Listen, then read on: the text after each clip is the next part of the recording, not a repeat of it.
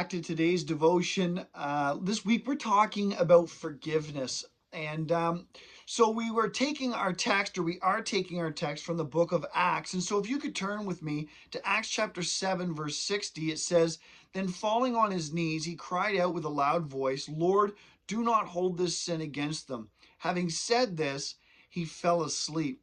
So here is Stephen, and Stephen is brought before the Sanhedrin to explain why he is preaching about Jesus, basically. And so Stephen, he ends up proclaiming the gospel message.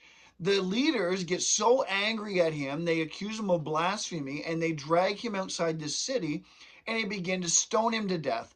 But right here in the middle of being stoned to death by these people, Stephen looks into heaven and he says this, "Lord, do not hold this sin against them."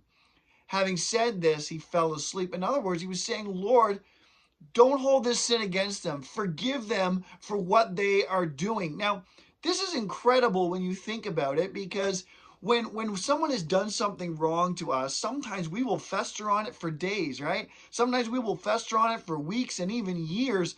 But here is Stephen, and in the very moment that they are taking his life in a very painful way. When you were stoned to death, they took rocks about the size of your palm and they started throwing them as hard as they could at you. And honestly, you would die when it began to hit you in the head, right? But a lot of times when they're putting their hands up to protect themselves, it would break hands and fingers and elbows and knees, and it would be breaking parts and their ribs. It would be breaking bones in their body. It was an exceptionally painful way to be put to death.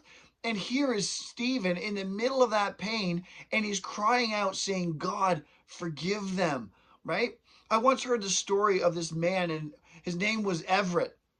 And Everett, one night, his son was murdered. And so he gets the call from the police that his son was murdered, and he has to go, and you could just imagine having to go and identify the body, and it would just been absolutely it would take your breath away, right? It would just absolutely destroy you. So it only took a couple days, and they figured out who did it.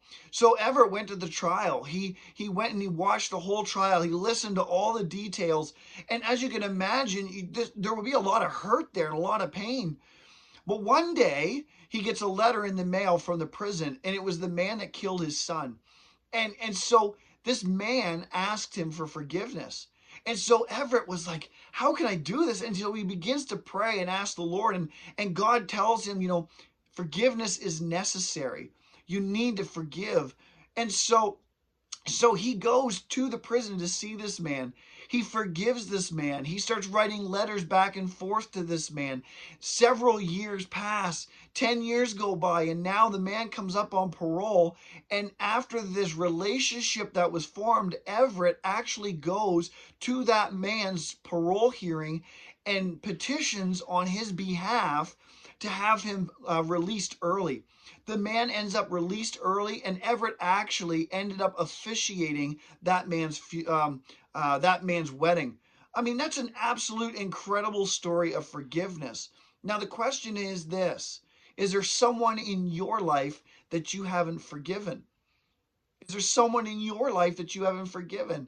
Scriptures tell us that forgiveness is very necessary. And so we're actually going to pick up right here tomorrow. So if you can come back tomorrow, and until we meet again, may God bless you.